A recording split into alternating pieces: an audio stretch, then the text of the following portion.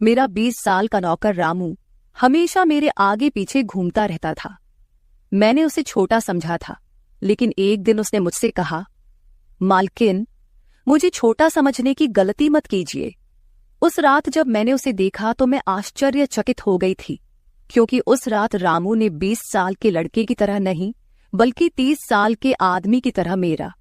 Hello दोस्तों, आज की इस अनोखी कहानी में आप सभी का स्वागत है। जब से रामू मेरे पास सोने लगा था, तब से मेरे शरीर में बदलाव आने लगे थे। मुझे लगा था कि रामू छोटा है और उसे कुछ समझ नहीं आता होगा, लेकिन धीरे धीरे उसके असली रंग मुझे दिखने लगे। मैंने कभी सोचा भी नहीं था कि 20 साल का लड़का मेरी तरह की 40 साल की महिला को इतना सुख दे सकता है। रामू 20 साल का था। उसे मैं गांव से अपने घर काम के लिए लाई थी। मेरे घर में सिर्फ मैं और मेरा 1 साल का बेटा था। जब मैं काम पर जाती थी तो रामू मेरे बच्चे की देखभाल करता और वह मेरे घर में ही रहता था। मैं बिना शादी के मां बन गई थी। मेरे प्रेमी ने शादी का झांसा देकर मुझसे प्रेम का खेल खेला। जब मैं गर्भवती हो गई तो मैं उसके घर गई और वहां मैंने देखा कि उसकी शादी हो रही थी। उसने मुझसे प्रेम का नाटक किया और किसी और लड़की से शादी कर ली थी। मेरे पेट में पल रहे बच्चे को मारने का मेरा मन नहीं हुआ, और जब मैंने गर्भपात कराने का सोचा, तब तक समय निकल चुका था। मैं 5 महीने की गर्भवती हो चुकी थी। मेरे माता पिता ने मुझे और मेरे बच्चे को स्वीकारने से इनकार कर दिया। तब मैं अकेली रहने लगी। कई महीने पहले मैं अपने गांव गई थी, अपने दादा के 100वें जन्मदिन के लिए। मेरे दादा ने मुझे जन्मदिन का निमंत्रण भेजा था और इसलिए मैं गांव गई थी। मेरे बेटे को वहां सिर्फ मेरे दादा ने ही प्यार से गोद में लिया था। आरव उनके पास खेल रहा था। तभी ऑफिस से मेरा फोन आया और मैं कुछ देर के लिए फोन पर बात करने के लिए बाहर चली गई। जब मैं वापस आई तो मेरा आरव दादा के पास नहीं बल्कि घर के एक नौकर के पास था। मैंने देखा कि आरव उस नौकर के पास अच्छे से खेल रहा था। मैंने अपने बच्चे को उस नौकर से लिया और वहां से जाने लगी। तभी उस नौकर ने मुझे रोका। वह कहने लगा, मालकिन, मुझे थोड़ी मदद चाहिए। मुझे पैसे की नहीं बल्कि काम की जरूरत है। उसने अपना परिचय दिया और कहा, मैं रामू हूं। मैं इस घर में गाय भैंस के गौशाले की सफाई का काम करता था, लेकिन अब बड़े साहब गाय भैंस बेचने की बात कर रहे हैं। अगर आपके पास कोई काम हो तो दीजिए। मुझे काम की बहुत जरूरत है। मेरे माता पिता भी मजदूरी करते हैं। मुझे काम की बहुत जरूरत है। तब मैंने कहा, मेरे बच्चे की देखभाल का काम है, लेकिन इसके लिए तुम्हें शहर चलना होगा। इस काम के लिए मैं तुम्हें 5,000 रुपये महीना दूंगी। रामू मेरे साथ शहर आने के लिए तैयार हो गया। आरव उसके साथ अच्छे से रहता था और यह देखकर मैंने रामू को अपने घर लाने का फैसला किया। रामू तब से मेरे घर में ही रहने लगा। उसने कहा कि हर 4 महीने बाद जब थोड़े पैसे जमा हो जाएंगे, तब वह अपने गांव जाएगा। रामू दिन भर मेरे बच्चे की अच्छे से देखभाल करता और घर के कामों में भी मेरी मदद करता। रामू को घर आए 1 महीना हो चुका था और इस 1 महीने में उसने मेरा दिल जीत लिया था। उसकी देखभाल से मेरे बेटे की सेहत भी सुधर गई थी। जो आरव मुझे परेशान करता था, अब वह रामू के हाथों से अच्छे से खाना खाता था। मैंने रामू को एक अलग कमरा दिया था। एक दिन रात में आरव बहुत रोने लगा। किसी भी तरह से वह शांत नहीं हो रहा था। बच्चे के रोने की आवाज सुनकर रामू मेरे कमरे में आया और उसने आरव को मुझसे ले लिया। रामू के पास जाते ही आरव शांत हो गया था। रात बहुत हो चुकी थी। आरव रामू को छोड़ नहीं रहा था, तो मैंने रामू को अपने कमरे में ही सोने के लिए कह दिया। सुबह जब मैं उठी तो आरव रामू से लिपटकर सो रहा था। उस रात के बाद से रामू आरव के लिए मेरे कमरे में सोने लगा। रामू के आने के बाद सब कुछ अच्छे से चल रहा था। रामू के काम से खुश होकर छुट्टी के दिन मैं उसे मॉल लेकर गई। वहां मैंने उसके लिए अच्छे कपड़े खरीदे और सैलून में जाकर उसकी नई हेयर स्टाइल बनवाई। रामू देखने में अच्छा था, लेकिन वह एकदम साधारण तरीके से रहता था। उस दिन मैंने उसका पूरा लुक ही बदल दिया था। उसे नए अंदाज में देखकर मैं भी उस पर विश्वास नहीं कर पा रही थी। कल तक जो एक साधारण सा नौकर था, वह इतना हैंडसम और स्मार्ट दिख सकता है, इसकी मैंने कल्पना भी नहीं की थी। मॉल से हम घर आए तो आरव आते ही सो गया था। मैंने उसे कमरे में बिस्तर पर सुला दिया और पानी पीने के लिए बाहर जाने लगी। तभी रामू मेरे लिए पानी लेकर आया। पानी पीकर मैंने गिलास रखा और रामू मुझे तब से ही एकटक देख रहा था। जैसे ही मैंने गिलास रखा उसने मुझे गले लगा लिया। कई सालों बाद किसी पुरुष ने मुझे गले लगाया था। मैंने उसे खुद से दूर किया। तब रामू ने कहा, मालकिन, आपकी वजह से आज पहली बार मैंने खुद से प्यार करना सीखा है। जिंदगी बहुत खूबसूरत है, बस इसे जीना आना चाहिए। आज आपने मेरा कायाकल्प करवा कर मुझ पर बहुत बड़ा उपकार किया है। मैं सच में बहुत अच्छा दिख रहा हूँ। रामू के चेहरे पर खुशी देखकर मैं भी खुश थी। अगले दिन से वह बहुत स्वच्छ और सलीके से रहने लगा था। वह 20 साल का था, लेकिन गांव का लड़का होने के कारण उसकी कद काठी अच्छी थी। वह घर में भी रोजाना कसरत करता था। उसकी लंबाई भी ठीक ठाक थी। मैंने उससे उसकी पढ़ाई के बारे में पूछा था, लेकिन उसने कहा कि अब उसका पढ़ाई से मन उठ गया है। हर सुबह ऑफिस जाने से पहले मैं अपने बच्चे को दुलार कर ऑफिस के लिए निकलती थी। आज जब मैं ऑफिस के लिए निकलने से पहले आरव को चूमने गई, तब वह रामू की गोद में था। अचानक आरव ने अपनी गर्दन घुमाई और मेरे होंठ रामू के गाल पर जा लगे। मुझे बहुत शर्मिंदगी महसूस हुई। मैंने उससे माफी मांगी और ऑफिस के लिए निकल गई। शाम को जब मैं घर आई, तब भी मैं रामू की आंखों में नजर नहीं मिला पा रही थी। रामू ने आरव को खाना खिलाकर सुला दिया था। फिर हम दोनों ने साथ में खाना खाया। खाना खत्म करने के बाद मैं अपने कमरे में गई। वहां मैं अपनी दवाइयां ले रही थी। मुझे माइग्रेन की समस्या थी, उसी की दवा मैं ले रही थी। दवा लेने के बाद भी मेरा सिर बहुत दर्द कर रहा था। मैं अपने कमरे में सिर पकड़कर बैठी हुई थी। कुछ देर बाद रामू कमरे में आया। मुझे इस हाल में देखकर उसने पूछा कि क्या हुआ। जैसे ही उसे पता चला कि मेरा सिर दर्द कर रहा है, उसने मेरे सिर की मालिश शुरू कर दी। रामू की मालिश से मुझे आराम मिल रहा था। धीरे धीरे मुझे गहरी नींद आने लगी। उस रात मुझे बहुत अच्छी नींद आई थी। अगले दिन हमारे ऑफिस में ट्रेडिशनल डे का फंक्शन था और इसके लिए मैंने गुजराती लुक अपनाने का फैसला किया। मैंने घाघरा पहन लिया था, लेकिन स्कर्ट का नॉट बांधने में मुझे दिक्कत हो रही थी। तब मैंने रामू को कमरे में बुलाया और उससे नॉट बांधने को कहा। नॉट बांधते समय उसका हाथ मेरी खुली पीठ पर से गुजर रहा था। मैंने उसे छोटा समझा था, इसलिए मैंने उसे यह काम करने के लिए कहा था। मेरे पास और कोई विकल्प भी नहीं था। तैयार होकर जब मैं जाने लगी, तो रामू ने मुझे रोका और अंदर से काजल लेकर आया। उसने मेरे कान के पीछे काजल लगाया और कहा, मालकिन, अब आपको किसी की नजर नहीं लगेगी। आप बहुत सुंदर लग रही हैं। उसकी बात सुनकर मैं हंसी और चलने लगी। उस दिन शाम को जब मैं घर आई, तो मेरे साथ मेरी एक सहेली और उसका प्रेमी भी आया। रामू ने आज बहुत अच्छा खाना बनाया था। मेरी सहेली प्रिया 4-5 दिन मेरे घर रुकने वाली थी। अगले 3 दिन उसका प्रेमी भी मेरे घर पर था। अगले दिन रात को रामू ने खाना बनाया और प्रिया और उसके प्रेमी को खाने के लिए बुलाया, लेकिन वे दोनों कमरे में ही ड्रिंक कर रहे थे। प्रिया तो बहुत ज्यादा पी चुकी थी। वह खाना खाए बिना ही सो गई। उसका प्रेमी रोहन हमारे साथ खाना खाने बैठा। उसने कहा, प्राची, तुम प्रिया से भी ज्यादा सुंदर हो। रोहन के बोलते ही रामू उसे गुस्से से देख रहा था। खाना खत्म करने के बाद रोहन अपने कमरे में चला गया। उसके जाते ही रामू मुझसे कहने लगा, मालकिन, आपके ये कैसे दोस्त हैं? मुझे उस आदमी की बात बिल्कुल भी अच्छी नहीं लगी। तब मैंने रामू से कहा, मैं तुझे घर के सदस्य की तरह मानती हूँ। इसका यह मतलब नहीं कि तू मेरे मेहमानों से कुछ भी कहे। तेरा काम है आए हुए मेहमानों की सेवा करना, इसलिए तू सिर्फ वही कर। बाकी मुझे कुछ सिखाने की जरूरत नहीं।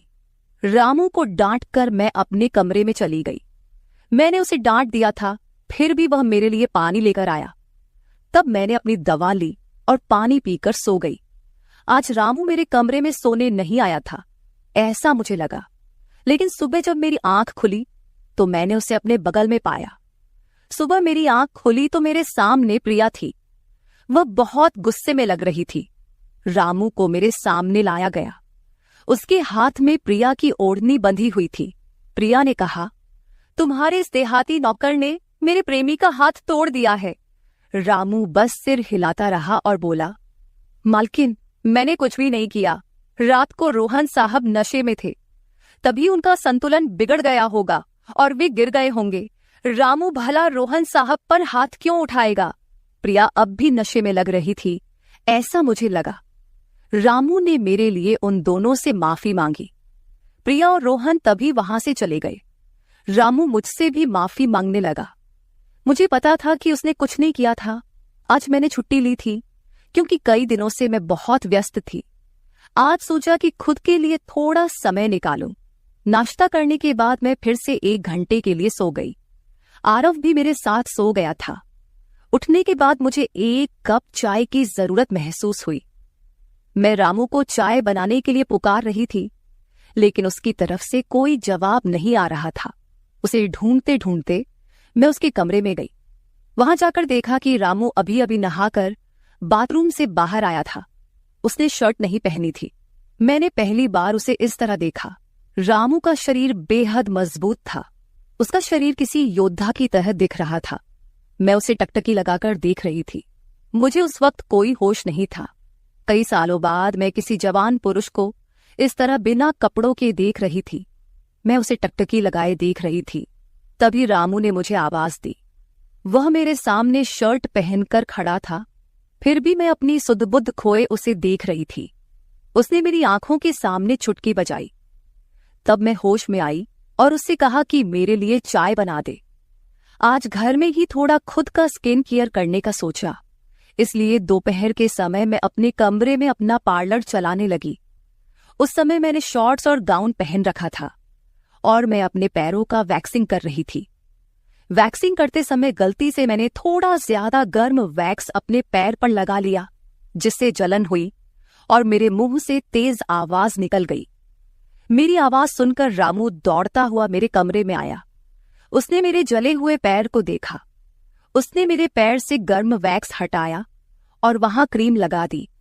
उसके हाथ बार बार मेरे पैर पर अनजाने में फिर रहे थे और उस वक्त मेरे मन में जो भावनाएं उत्पन्न हो रही थीं, उन्हें व्यक्त करना मेरे लिए मुश्किल हो रहा था। रामू की नजर मुझ पर पड़ते ही मैं दर्द से कराह उठी। मुझे इस हालत में देखकर उसने कहा, बाई साहब, अब आप बस आराम से लेट जाइए। आपको जो भी करना है मुझे बताइए, मैं आपकी मदद कर दूंगा। मैंने उसे मेरे दूसरे पैर का वैक्सिंग करने को कहा। रामू ने जैसा मैंने बताया वैसा ही किया। उसने मेरे चेहरे की मसाज भी कर दी। उसके स्पर्श से मुझे बहुत आराम मिला। आज का छुट्टी का दिन मेरे लिए आरामदायक बीता। रामू में हर गुण भरा हुआ था। वह किसी भी काम में पीछे नहीं था।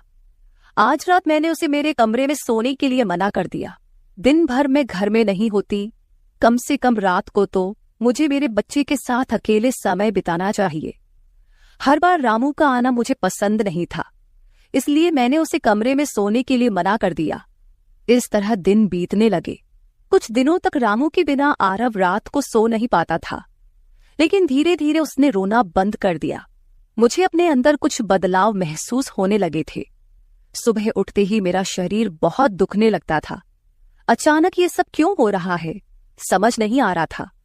कुछ दिनों में मेरी शारीरिक पीड़ा इतनी बढ़ गई कि मुझे बिस्तर से उठने की भी इच्छा नहीं होती थी। तब मैंने ऑफिस से 1 हफ्ते की छुट्टी ले ली। कुछ दिनों आराम किया, शायद थोड़ा ठीक हो जाऊं। अब पूरा वक्त आरव रामू के साथ रहता था। जब उसे भूख लगती तो वह बीच बीच में मेरे पास आ जाता। आज मैं अपनी कमर पकड़कर बैठी थी। रात को रामू पानी लेकर मेरे कमरे में आया। मेरी कमर पर हाथ देखकर उसने समझ लिया कि मुझे बहुत तकलीफ हो रही है। रामू ने कहा, बाई साहब, अगर आपको कोई आपत्ति ना हो तो मैं आपकी कमर की मालिश कर देता हूं। मेरी कमर इतनी दुख रही थी कि मैंने उसकी मालिश के लिए हाँ कर दी, लेकिन उससे पहले मैंने अपने कमरे की लाइट बंद कर दी।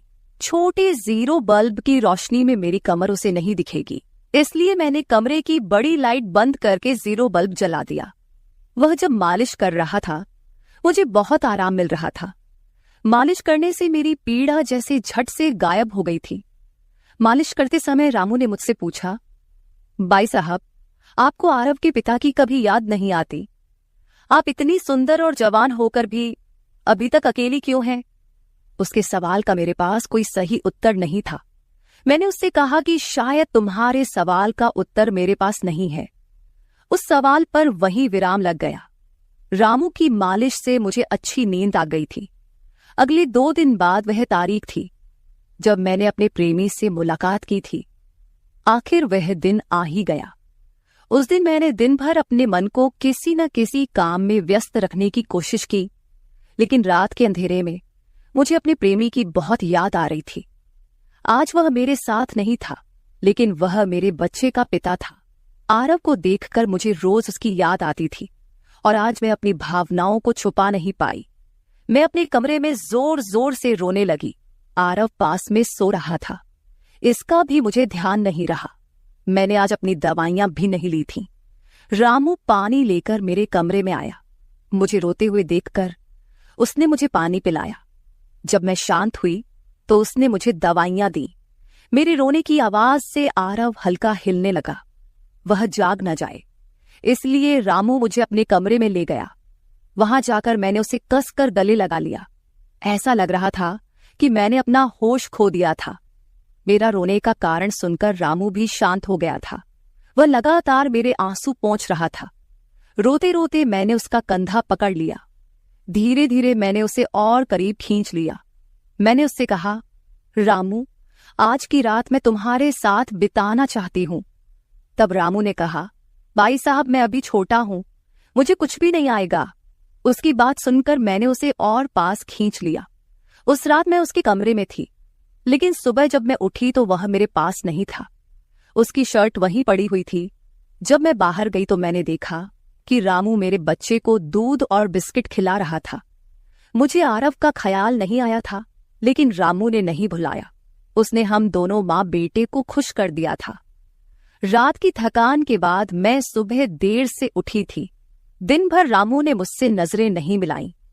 आज प्रिया मुझसे मिलने घर आई थी। वह रामू की तरफ देख भी नहीं रही थी। रामू ने उसे पानी दिया और कमरे से बाहर चला गया। थोड़ी देर बातें करने के बाद प्रिया जाने लगी। जाते समय उसने मुझसे कहा, जितनी जल्दी हो सके अपने नौकर को यहां से निकाल दो। वह दिखने में जितना मासूम लगता है उतना है नहीं। उसकी बात का मैंने खास ध्यान नहीं दिया।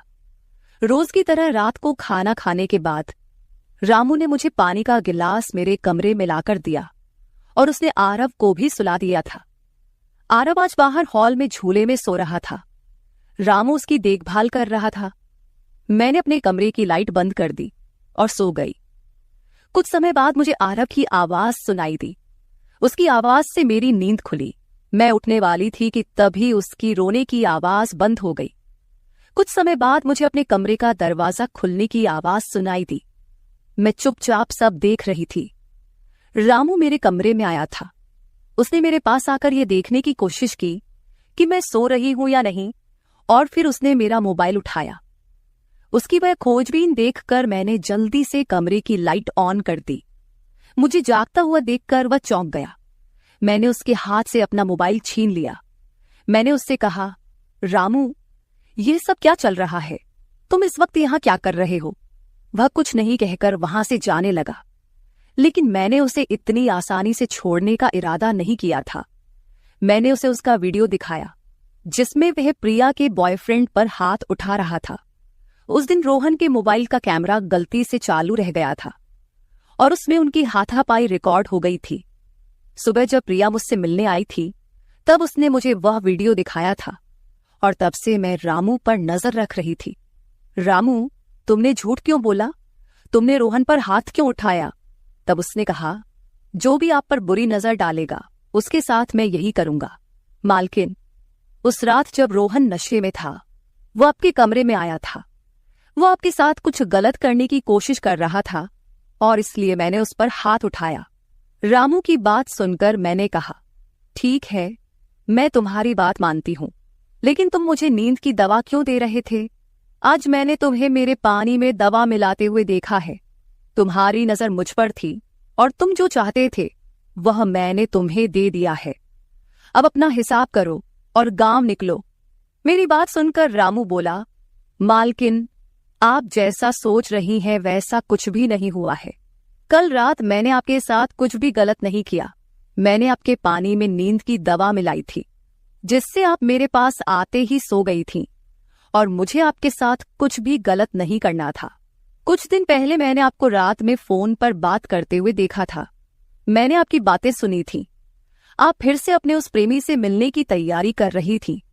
आपकी मुलाकात आपके ही घर में तय हुई थी। मुझे यह सब पता था। आप उससे ना मिले, इसलिए मैं आपको रात में नींद की दवा दे रहा था। वह व्यक्ति अब भी आपको धोखा दे रहा है। वह आपसे झूठ बोल रहा है। वह आपके बच्चे को आपसे छीनने के लिए आपके करीब आ रहा है। उसकी पत्नी को बच्चा नहीं हो सकता, इसलिए वह आपके पास आ रहा है। उसने अपनी पत्नी को तलाक नहीं दिया है। वह आपसे झूठ बोल रहा है। रामू, तुम हो कौन? तुम्हें यह सारी जानकारी कैसे मिली? तब उसने कहा, आपके बाबा साहेब ने मुझे आपका फोटो दिखाया था। मुझे आप पहली नजर में ही अच्छी लगी थी, लेकिन बाबा साहेब ने यह भी कहा था कि आप शादी के खिलाफ हैं। तब मैंने उनके साथ मिलकर यह प्लान बनाया। आपके दिल में अपनी जगह बनाने के लिए मैं यहां आया था, लेकिन यहां आने के बाद मैंने देखा कि बहुत से लोग आप पर बुरी नजर रखते हैं, इसलिए मैंने आपकी सुरक्षा करनी शुरू कर दी। रामू 20 साल का नहीं था। मेरा पहला शक सही निकला। वह 30 साल का था और एक अच्छी नौकरी पर था। उसने मेरे प्यार के लिए इतनी मेहनत की थी। रामू ने मेरे प्रेमी के बारे में जो भी कहा था वह सब सच था। रामू ने मेरे प्रेमी की सारी जानकारी सही निकाली थी। रामू जैसा ईमानदार पति और मेरे बच्चे का पिता मिलना मेरे लिए बहुत बड़ी बात थी। मैं अपने प्रेमी के धोखे के जाल में फंसने से बच गई थी। आज मैं विक्रांत उर्फ रामू के साथ बहुत खुश हूं। वह मुझसे और मेरे बच्चे से बहुत प्यार करता है। मेरे बाबा साहिब की वजह से आज मेरा परिवार शुरू हुआ। मुझे रामू जैसा पति मिला, ये मेरा सौभाग्य था। दोस्तों, जो आपसे सच्चा प्यार करता है वह किसी भी कठिनाई में आपका साथ नहीं छोड़ता। रिश्ते निभाने वाले को किसी वजह की जरूरत नहीं होती, और रिश्ते तोड़ने वालों के लिए एक बहाना भी काफी होता है। तो दोस्तों, ये थी हमारी आज की छोटी सी कहानी। आपको ये कहानी कैसी लगी कमेंट करके जरूर बताएं। अगर आप ऐसी ही और भी इंटरेस्टिंग कहानियां सुनना चाहते हो तो चैनल को सब्सक्राइब जरूर कर ले और बेल नोटिफिकेशन ऑन कर ले, ताकि आपको मेरी आने वाली हर वीडियो समय सिर मिल सके। कल मिलेंगे एक और वीडियो के साथ।